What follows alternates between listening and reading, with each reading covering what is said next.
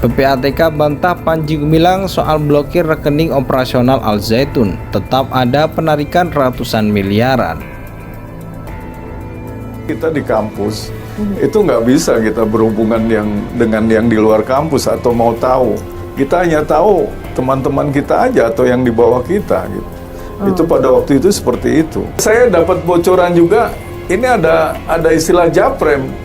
Jadi ada petugas intelijen itu dapat jatah dari yayasan-yayasan itu. Entah petugasnya itu tahu atau tidak gitu kan. Jadi mereka aman. Bikin green economy. Ketika Indonesia beras itu impor, mereka menganggap bahwa mereka punya ketahanan pangan yang lebih dari cukup. Bahkan Pak Muldoko datang untuk mendukung itu kan, membuktikan bahwa ketahanan pangan Panji Gumilang ini sudah hebat. Satu poin dia menang itu sebagai pemimpin NII, tepuk tangan dong orang NII, hebat kita bisa mengalahkan Republik. Kedua, blue economy, itulah kenapa ketika Indonesia bicara maritim, dia bikin pangkalan di eretan, dia bikin gedung, dia bikin kapal, dia bikin pelabuhan. Untuk apa? Bahwa kami bisa melakukannya dan tidak ada yang bisa melarang kami. Iya, ketika di bawah diadres itu kepada masyarakat ini, tepuk tangan semua bahwa mereka akan segera menang. Nah, informasi-informasi itu kan tidak bisa dicerna umum bahwa ini adalah Panji Gumilang sedang bicara kepada masyarakat umum. Tidak, itu masyarakat NII yang harus mendengar itu, dan itulah yang harus disampaikan kepada dunia sekarang bahwa kalau mau bernegara kayak Panji Gumilang. Yang namanya pejabat datang ke pondok pesantren itu kan bukan baru pertama kali. Berkali-kali setiap pada zamannya, setiap pada periode siapa orang memimpin. Karena memang pondok ini pondok baik, pondok yang mendidik orang, anak-anak. Masa depan anak-anak itu baik. Pesantren yang begitu besar, maju, umat mempercayakan uangnya untuk bisa membantu mendirikan pondok pesantren begitu hebat dan besar. Jadi tidak apa-apa kan? Di mana salahnya? Kenapa begitu sirik sekali orang-orang ini? Kan semakin kesini kan orang terbatas sudah. Orang terbatas, akhirnya mereka secara pribadi tidak bisa memberikan lagi, mereka sudah tidak bekerja kan gitu, full time ngurusin NII.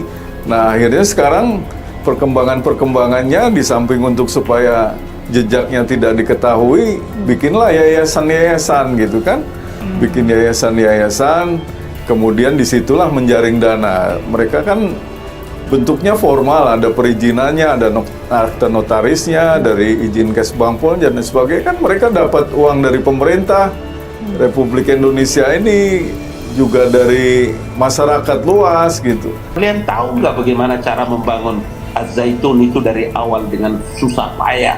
Sudah besar, kemudian berpikir untuk ini.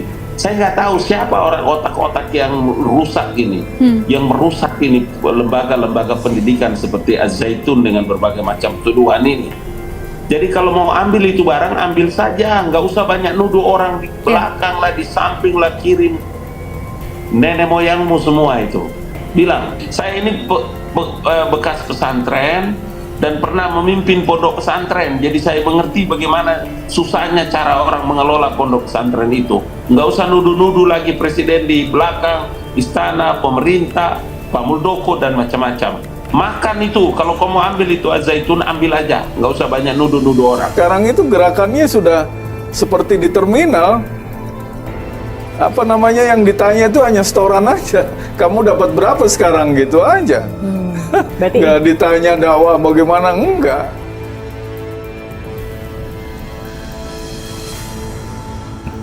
Kepala Pusat Pelaporan dan Analisis Transaksi Keuangan atau PPATK, Ivan Yustiavandana, membantah pernyataan pendiri pesantren Al Zaitun, Panji Gumilang, yang mengatakan semua rekeningnya diblokir PPATK. Panji mengklaim semua rekening diblokir PPATK sehingga Al Zaitun tidak bisa mengelola kegiatan operasional. Statement PG bahwa semua rekening diblokir dan Al Zaitun tidak bisa mengelola kegiatannya adalah tidak benar, kata Ivan Yustiavandana saat dihubungi Senin 17 Juli 2023. Ivan mengatakan rekening operasional Al Zaitun masih bisa dipakai, bahkan ia mengatakan PPATK mencatat di rekening operasional tersebut dilakukan penarikan dalam jumlah besar hampir setiap hari melebihi estimasi biaya kebutuhan operasional harian atau bulanan. Ratusan miliar yang ditarik, kita tidak tahu apakah dipakai untuk operasional atau untuk hal lain, kata Ivan. Sebelumnya PPATK memblokir ratusan rekening milik Panji Gumilang. Berdasarkan penelusuran, PPATK Panji Gumilang memiliki total transaksi sekitar 15 triliun lebih dari 2007 hingga sekarang. Panji Gumilang sendiri memiliki 256 rekening yang terdiri atas rekening tabungan, deposito, serta rekening pinjaman. Adapun Pondok Pesantren Al Zaitun memiliki 33 rekening dari periode 2011 hingga sekarang. Panji Gumilang pun menyindir pemblokiran rekeningnya oleh PPATK. Panji Gumilang meminta para santri, ustadz maupun ustadzah di yayasannya tidak perlu takut dengan pemblokiran itu. Rekening kita diblokir, jangan takut saudara-saudara, pasti dikembalikan. Kenapa? Karena ini negara Pancasila, ujar Panji Gumilang dalam tayangan YouTube Al Zaitun yang diunggah pada Sabtu 15 Juli 2023. Panji menyampaikan pikiran yang sehat itu mesti pelan-pelan. Ia meminta seharusnya PPATK mengumumkan terlebih dahulu dan melindungi. Jangan pernah takut, kalian bisa makan. Saya punya cara. Jangan pernah takut, kalian bisa makan. Saya punya cara. Apa caranya? Gampang. Seorang pendidik enggak harus arogan, ujar Panji Gumilang yang kembali disambut tepuk tangan oleh para hadirin.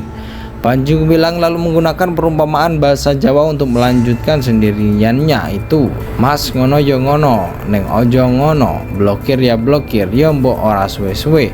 Bukaneh toh mas, ujarnya.